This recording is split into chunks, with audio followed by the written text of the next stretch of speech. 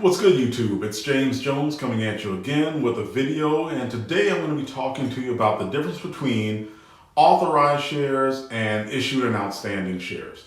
Now, if you are new to the startup world, to the startup life, when you hear this term for the first time, you may have no idea what it's talking about. And so I figured I could make a short video today to explain this to you. It's very simple.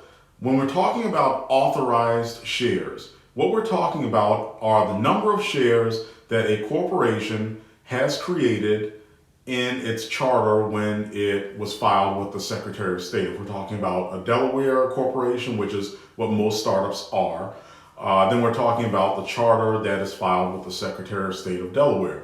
Within this charter, it lists the total number of shares that a corporation is able to distribute.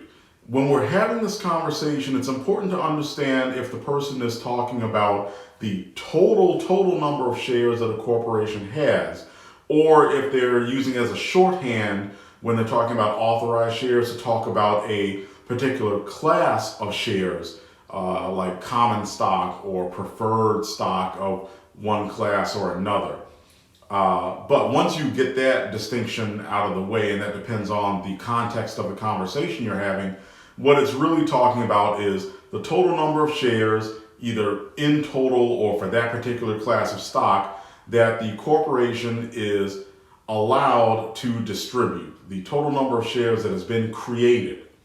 Now, when we're talking about issued and outstanding, what we're talking about are the number of shares out of that total that we're talking about in the first instance that has actually been given to people, corporations, companies, partnerships, limited liability companies, investors, whoever has received those shares of stock, the founders, of course. So when we're talking about issued and outstanding, we are talking about, out of that total number, how many of those shares has actually been distributed or promised to someone. I say promised because if we're talking about a vesting situation, let's say to a particular employee, they may not have actually received all of the shares because it may take them time to earn it all, but those number of shares has been promised to them. So that number of shares would be considered outstanding. You can't issue more shares. It would be like overdrafting your bank account if you try to give out more shares just because this particular number hasn't been earned yet by that employee or founder or whoever. So when you hear someone talking about, what's the authorized and what's the issued and outstanding, now you'll know exactly what they're talking about, and you'll be able to intelligently answer that question and sound like a pro.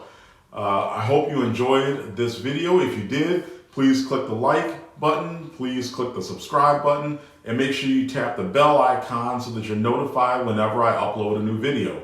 And if you found this enjoyable and you want to learn more information about me, about my practice, please feel free to click the link in the description below, and it'll take you to my website where you can learn more about me, more about Elevate Law. I hope you found this informative. Take care. Bye.